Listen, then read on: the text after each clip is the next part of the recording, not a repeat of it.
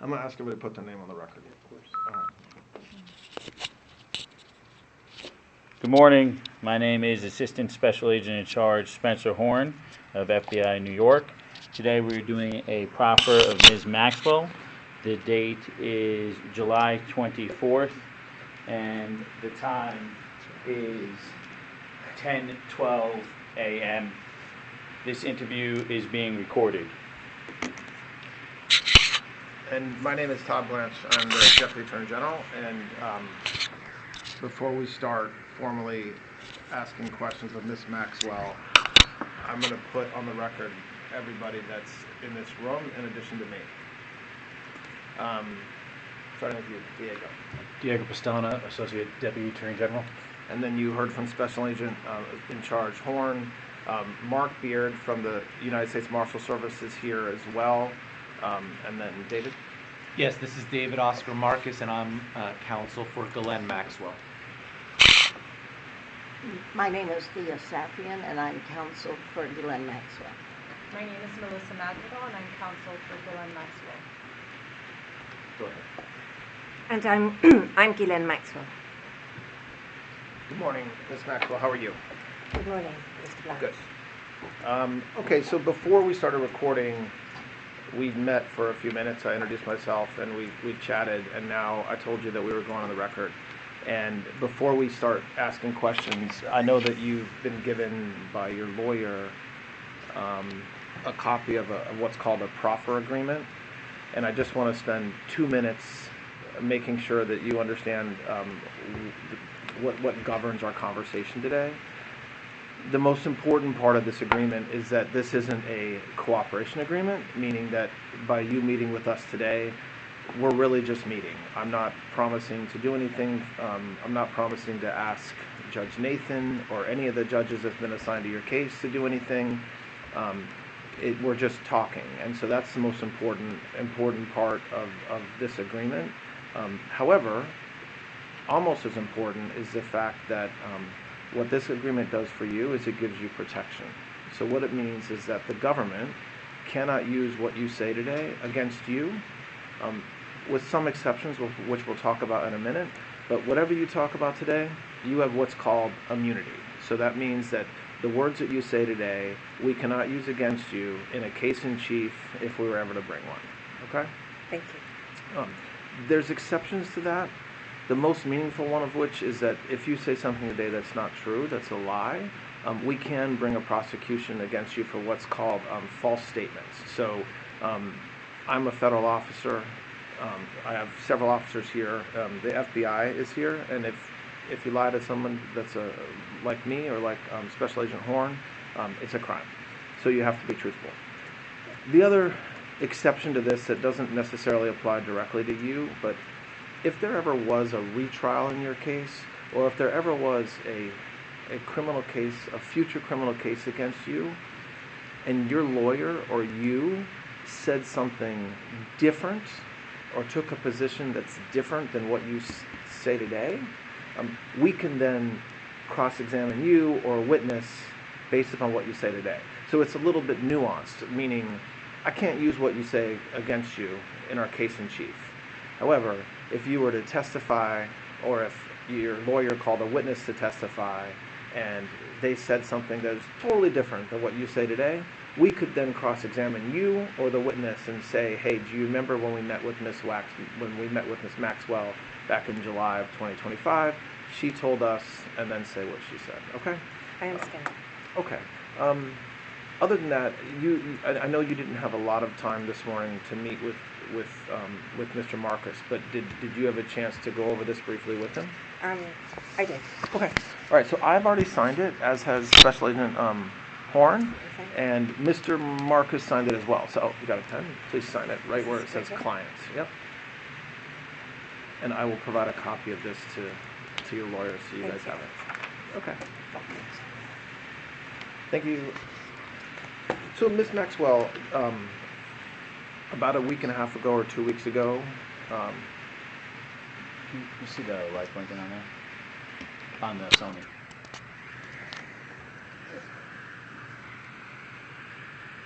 Yeah, there it is. Okay, we're just confirming that it works, and it does.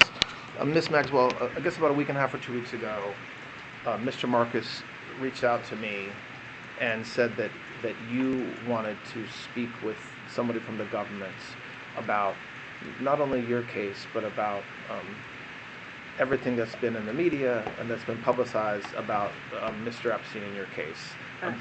That is true, and I did speak to him, and I did ask him if, or did tell him that I was very keen to talk to anyone, because no one from the government at any time ever since the inception of the case, so dating back to the early 2000s, has ever spoken to me, and indeed I believe ever reached out to me at any time to even speak to me, and that includes up to when I was indicted and prosecuted.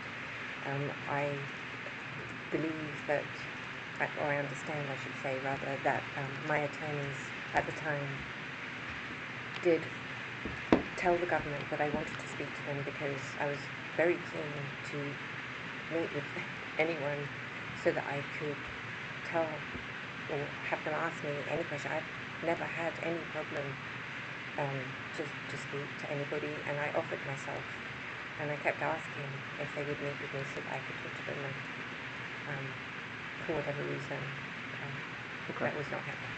Okay. I have questions that I want to ask you, but I'm not, if there's a question that I'm not asking that you think should be asked, I invite you to volunteer. Same thing goes to your lawyers. Just to start a little bit, very briefly, can you talk about when you first met Mr. Epstein? I know that goes back a while, and just very generally talk about your relationship with Mr. Epstein from the time you met him all the way up until his death. I met Mr. Epstein in 1991.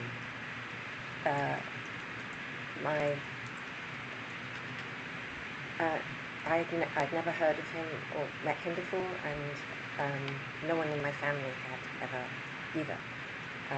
My father never knew him, and I'll explain why that is the case. Where did you meet him? I had a girlfriend who I'd moved to America briefly I'd moved to America in 1990. Okay. Moved is a good word.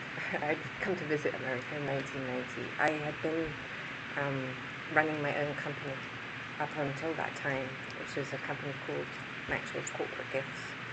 And I had also been working for my father at the time. I'd had multiple jobs with him. I was, in 1990, I was working with a new company of his, a new newspaper that he was launching called The European. And I was in charge of launching a magazine to go with the European. And I was traveling at that time from England to America because my father was looking to, he'd also bought Macmillan, the publishing house, and he had purchased the New York Daily News. And it's true to say that my father always wanted me to come back full-time and work for him, but that's a much longer story. I don't think we need to go into it this time. So, but I was always working with him. Well, there was no escaping, as it were, to work for him. So, in 1990, I had come over to New York to help look at some of that. He was having some advertising issues with the New York Daily News, and in fact, I may have met Donald Trump at that time because my father was friendly with him and liked him very much. And I think it should be said that he also very much liked Ivana because she was also from Czechoslovakia, where my dad was from. So I don't remember if I did meet him or not in 1990 with my dad, but I knew that that's how I knew about then Mr. Trump. And this was before you met This was before I met Mr. Mr. Epstein. Epstein? Yes. Okay. All right. So I was already going backwards and forwards in America, and then in April of 1991, I came to New York. I can't remember for what reason, what business reason, but there was a business reason, something to do with my dad at that time. And a girlfriend of mine, an American, told me I broken up with I've been engaged, getting the very long-term boyfriend, and we've broken up. And she said, well, as your girlfriends do, I've got a guy for you to meet. And I was like, who is it? And she goes, he's been dating my sister, you'll love him, he's looking for a wife.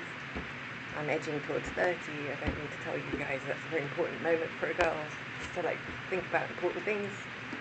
Sure, I'd be happy to meet him.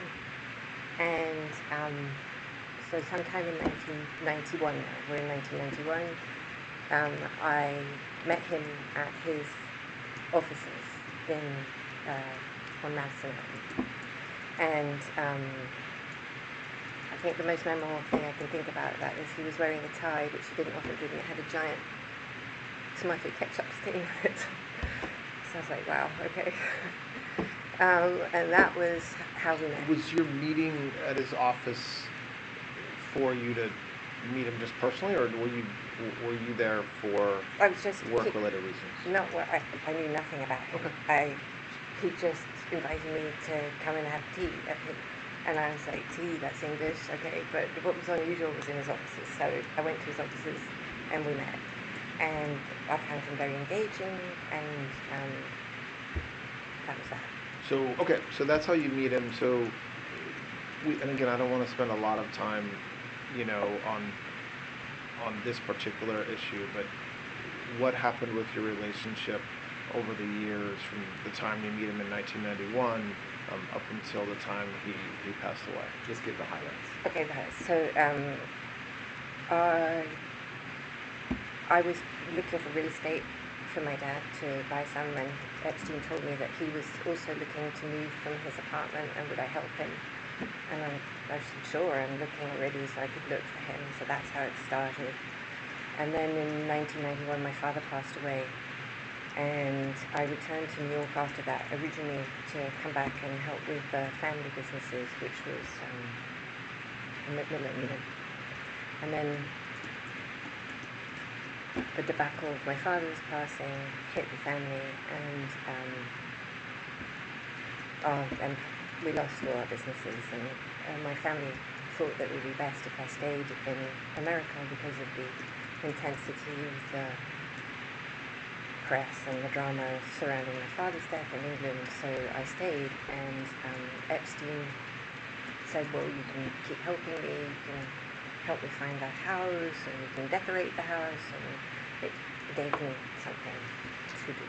Were you in a romantic relationship with him at this point, or just No, friends? Just friends. And while we're just, with respect to your father, there have been multiple questions about whether he worked for any intelligence agency. Do you have any knowledge about that? I think, well, certainly my father had a background in intelligence because he was, I believe he did in the Second World War. He was a British intelligence officer.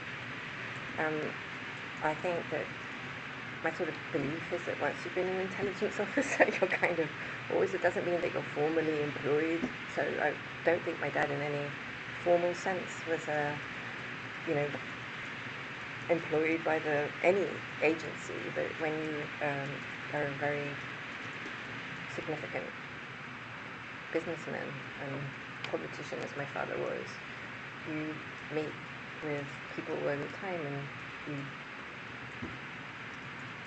I guess, trade business or ideas. I think if that would fall under that definition, that's how I would think of it. Now, he certainly, I have no formal knowledge of anything specifically that he did in that thing, but if you're asking me if I thought that he did help people, the answer would be yes, I did. Did your father and Mr. Epstein have a business relationship over the years? I know we're maybe jumping around a little bit.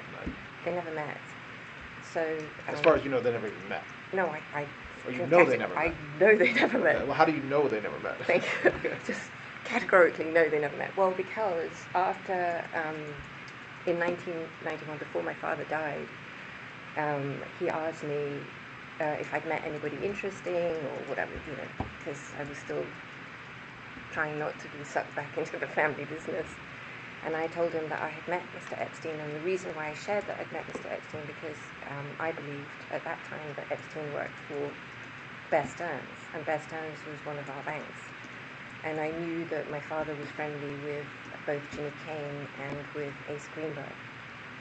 So my dad was actually in New York, I think. I don't think I had this conversation on the phone, but I honestly, we're talking 30 years ago, so I'm not sure. But maybe I told him this verbatim because I know that what my dad did, whether I saw it or whether he did it and told me later, I don't remember. But he called both Jimmy Kane and Ace Greenberg to ask what sort of guy he was and was he even allowed to, because they never met. He didn't even know but who they he was. had. They knew some of the same people. It sounds like, or certainly the Bear Stearns connection was something that you knew that they had. No, well, he never had a connection with Epstein. He had a connection with the bank. I mean, Epstein, I'd never heard of him or knew of him before, and I certainly, if my dad had known him, right, when I said this is who he was, he didn't know who he was. So he rang Ace and he rang Jimmy to ask if it was okay that I even knew him. And I just want to explain briefly why my father would even do such a thing.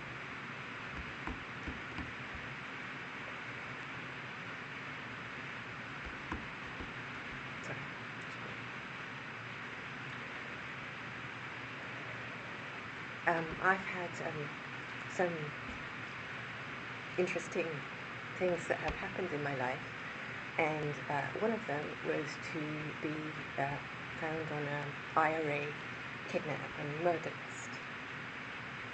And so after that happened, well, there were other related, I'm not going to bore you with all the horrible things in that vein, but if you want the details, of course, I can.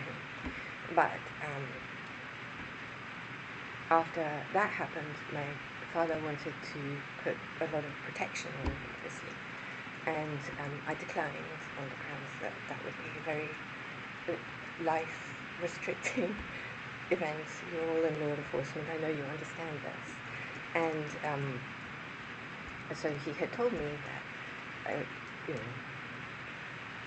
taking my life in my own hands and whatever. And so I think after that event and several others where I had stalkers and all that thing that one has, he was always quite protective of me. And so if I met somebody, he would try and verify that they weren't going to do anything hideous. And so in case you thought it was weird that he would call Jimmy and Ace, it might, you may think it is, but from my perspective, he was just because he was concerned I was in America alone, and he had an opportunity to verify who this person was. And so I don't know if I was in the room with him, I don't recall, but I know that at some point my father told me, he's fine, you can see him.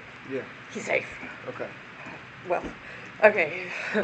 So we might come back and touch a little bit more on that at some point, but yeah. I went down a rabbit hole for a minute. That's all right, about I just wanted to... father. No, that's helpful, thank you. So, okay, so you're now in the 90s and you're friends with Mr. Epstein, your house, decorating the house or the apartment. What happens with your relationship again?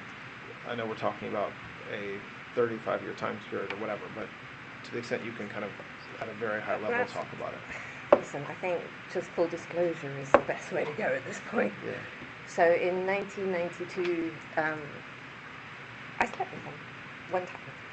And I was like, whoa, that's it, we're going to be dating. Because that's how I thought. And I kind of thought of myself in that moment, like, because I felt if you slept with someone that you were then dating them. Yeah. That's the world I came from. But that really was, well, that's how I thought.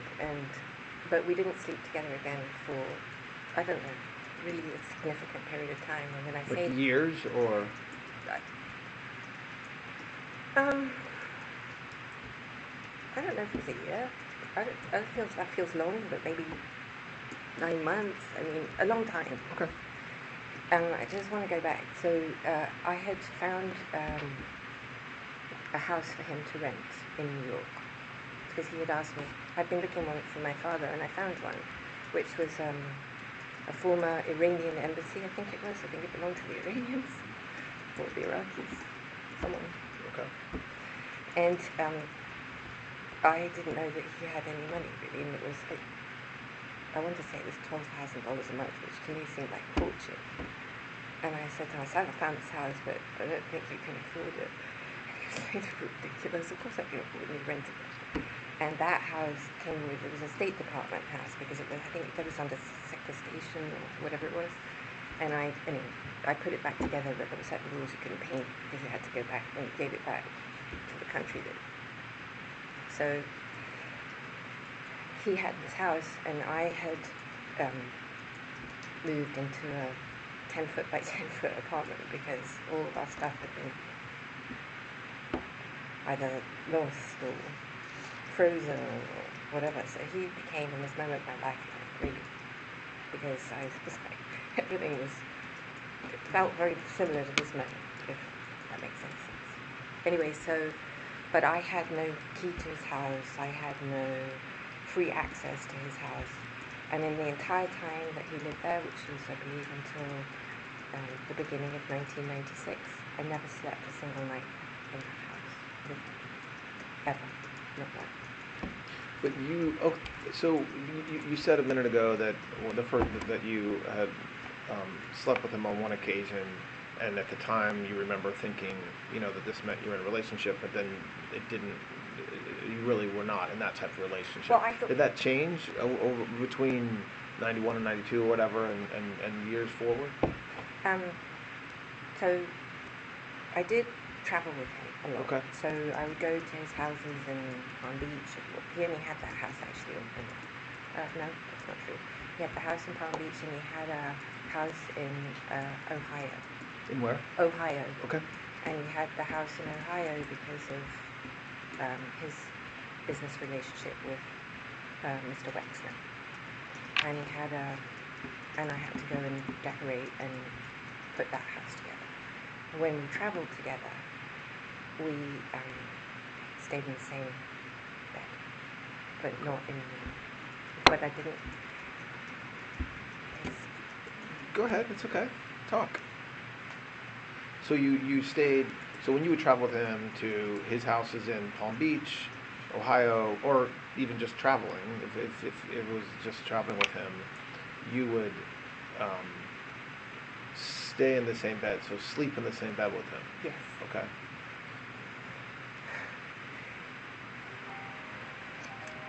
Epstein told me that he had a heart condition. A what? Heart condition. Heart condition. Okay. Which meant that he didn't have intercourse a lot, which suited me fine because I actually do have a medical condition which precludes me having a lot of intercourse. So what was your understanding of his heart condition and why that prevented him from having intercourse regularly? I don't know. I mean, he liked other forms of sexual activity. Well, let's come back. We're going to obviously spend a lot of time on the actual conduct he was accused of. So we'll come back to that. So pick up where you were talking about you traveling around with him. He rented the New York former Iranian house. Iranian, there you go, yeah. Until around 96. That time, I believe you said that he was basically your life, like you were with him pretty regularly. Well, I No. Okay. So I never was with him regularly. That Okay. is one of those misnomers. I mean, Okay.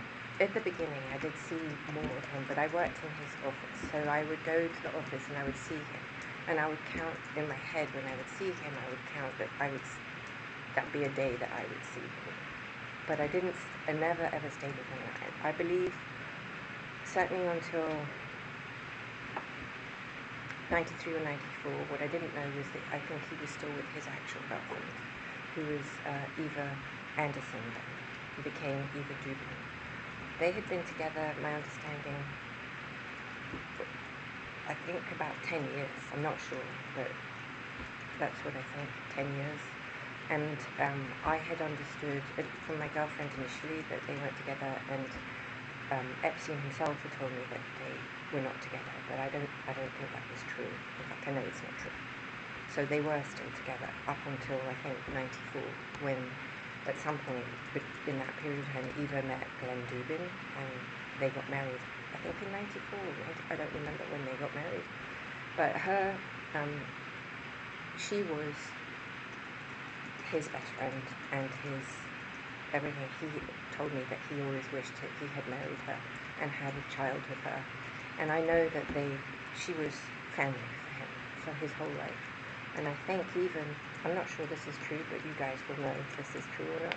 When he came back from Paris and you arrested him, I don't know if Eva was on the plane.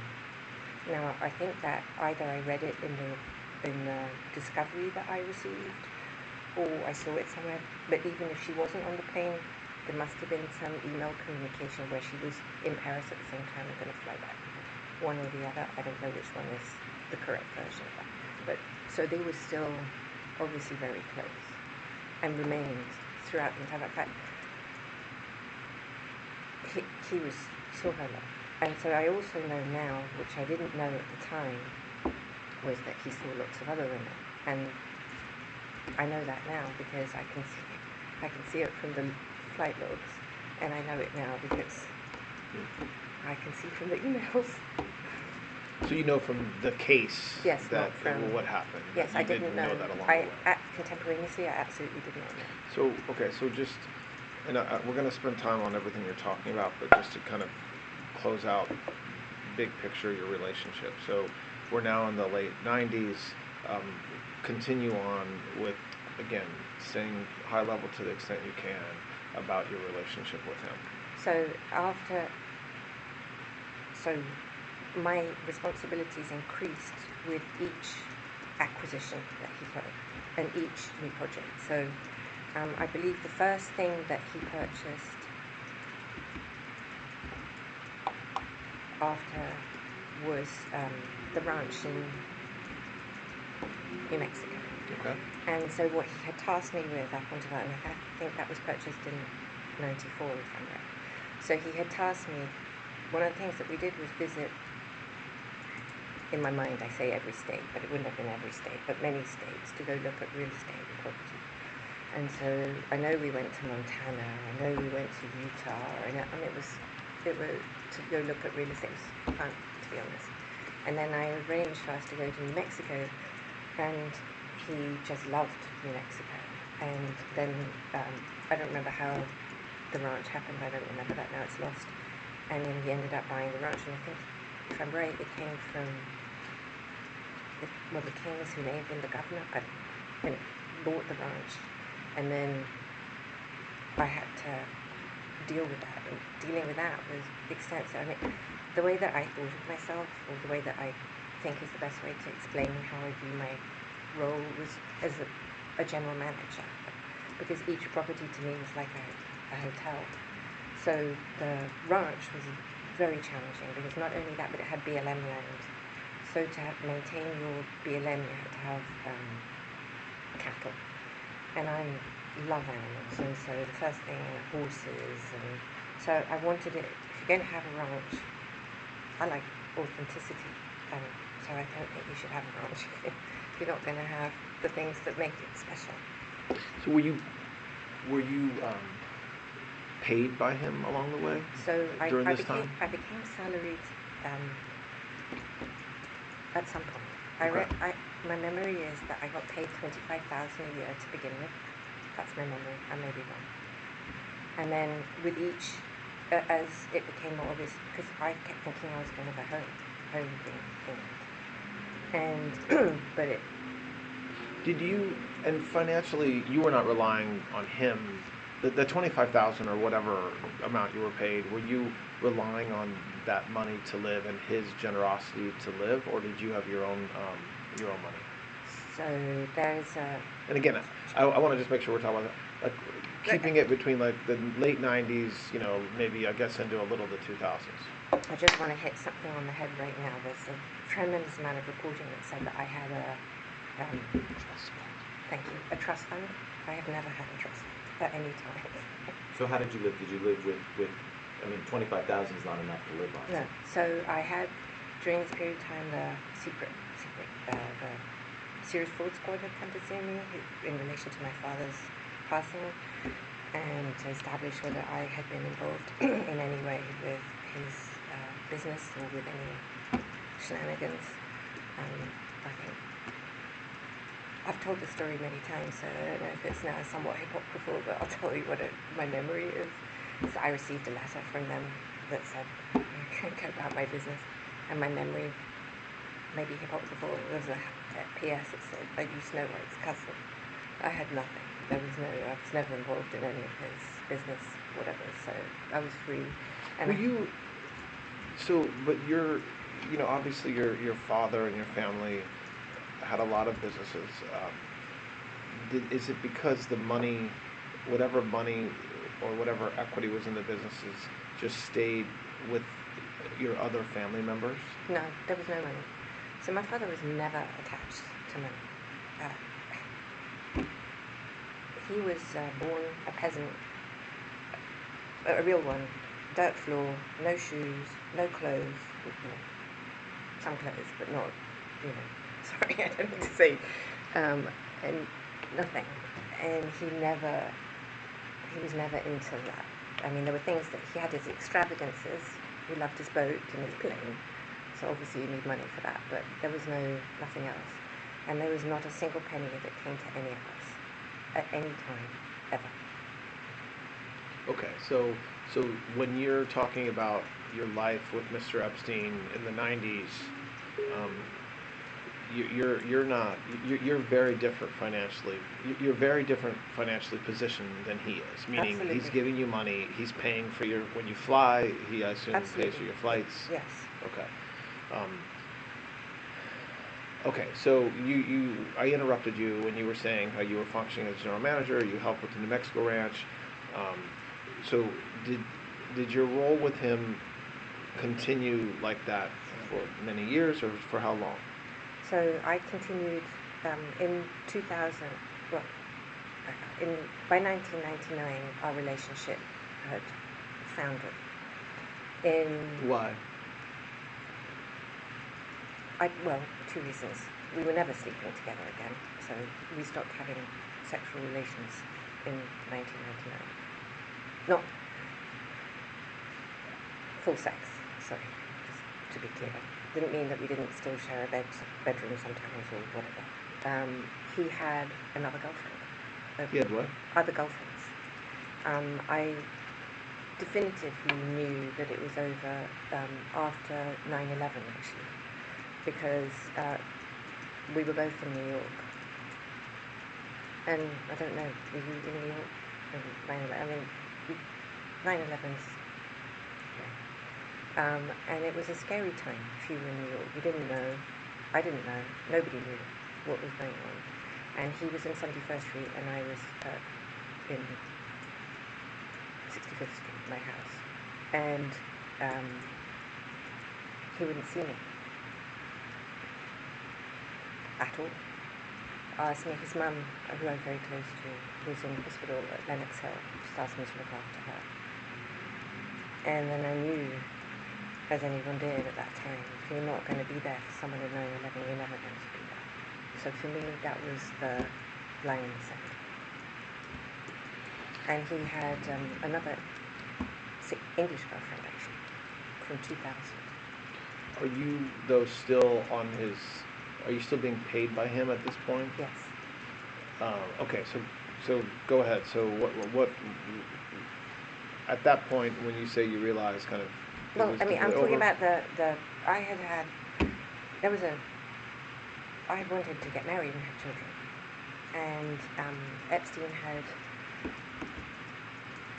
encouraged me to believe that would, I don't know about them, certainly by the late 90s, I knew the marriage part was never going to happen. I had believed that maybe in 96, 97, 98 maybe, but then I realized it wasn't that. But I did think that we might have a child, which is what I had really wanted.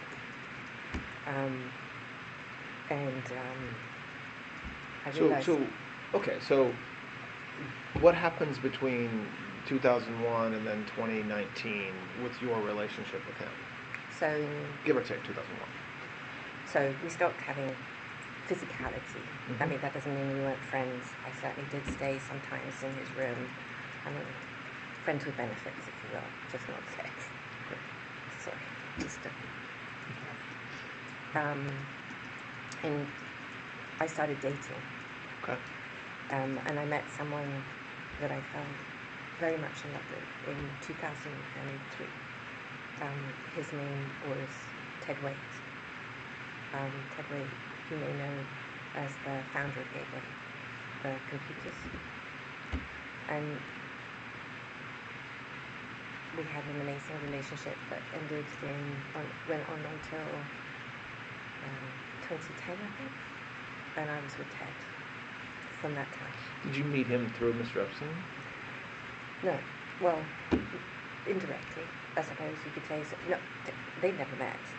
I was at a dinner where I met Ted, but it wasn't. I was with President Clinton. President Clinton was my friend, not Epstein's friend. And Epstein had flown him. And there was a dinner, and Ted came to the dinner. So I guess indirectly through Mr. Epstein, because it was his plane, but I'd have been there anyway without him. Was not Was dependent. Epstein on the plane when you guys flew? On that trip, yes. Yes.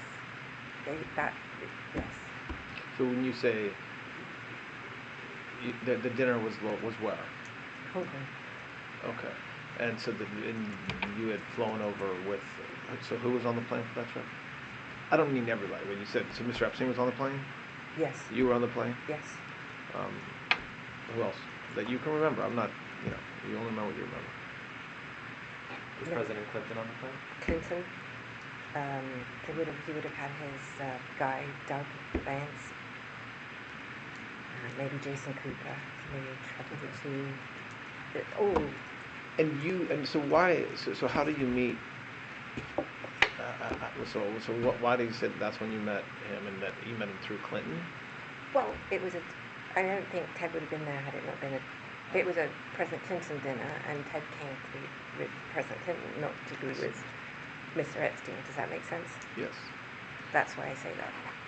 Okay, so so in the time that you're dating, that you're with him to 2009, are you still working for Mr. Epstein during that time? It'd be true to say that Jeffrey tried very hard, Mr. Epstein tried very hard to keep me to working for him, because, I mean, this is a complex operation. I'm not talking about anything untoward, just the sheer size of the projects. I'm talking the construction projects, the houses, the staff. It's a really significant job. And I ran all the properties, the staff in the properties, the management of the properties, and all the construction. And we're talking tens of millions of dollars. I can't remember what the budget was for the construction on any given year. It's gone. But these are very significant projects. And so that was what I did, and I managed the budgets. Well, I didn't manage the budgets, I oversaw the budget. So I would just make sure that if you said you bought an air conditioning plant, I saw an air conditioning plant, and I could call the island manager, did you receive the carrier, whatever, When did Mr. Epstein purchase the island? I want to say 96 or 97, something like that. Okay, so we're going to come back and spend more time on the money with respect to Mr. Epstein and his wealth, but just so we can finish this. So in 2009, you end your relationship with Ted? 2009, 2010. Okay. I can't remember if it was 10. Okay. I don't know. So in that time period, what happens next with as far as your relationship with Mr. Epstein? I don't have one with him. You don't have one of him, like, you don't see him, or it's just a different relationship? I did see, I maybe saw him once or twice, or maybe even 3 times. I certainly went to his house once, for sure. Maybe twice. But I was not seeing him. The only time that I was in touch with him was when the things happened, like things, I mean, in the press that affected me, or when the CVRA case was filed and there was all that rubbish that went out, because I needed information. Because I didn't know anything about what was happening, and I needed his help. To understand, well, it doesn't make it sound right. Rephrase that. I don't mean his help. I meant to have answers so that I had an ability to defend myself. That's what I'm talking about. I'm not talking anything. So when does that relationship change? So you're working, you talked about when the physical relationship stopped, and then you're still working for him or with him, managing his properties and serving as like a general manager. You then start your own relationship with another individual, with Ted, from 2003 till 2009 or 10. At what point in that whole period is there like more of a break where you're no longer acting as his general manager? I wanted to have a full break when I started dating Ted, and he was clever. I suppose it would be true to say that I sort of viewed Mr. Epstein at that point as sort of family, if you will, like someone I could rely on, and I should have had more confidence in myself. I can see that now, but at the time, given everything that had happened in my life, I thought that it would, and I saw how he was with other people like Eva, who seemed to be very comfortable staying there. I thought this would be, and he always said I was like family, so he worked hard to maintain a relationship with me. He was generous with me. He let me use the plane, for instance, which was very generous. He would check in with my mum. Things that were meaningful to me in that time. And then, it may still not have worked, but that his mother, Paula, had been in a very serious car crash, and she had become sort of like a surrogate mother for me, sort of because my mum wasn't there. I could look after her the way that I would have.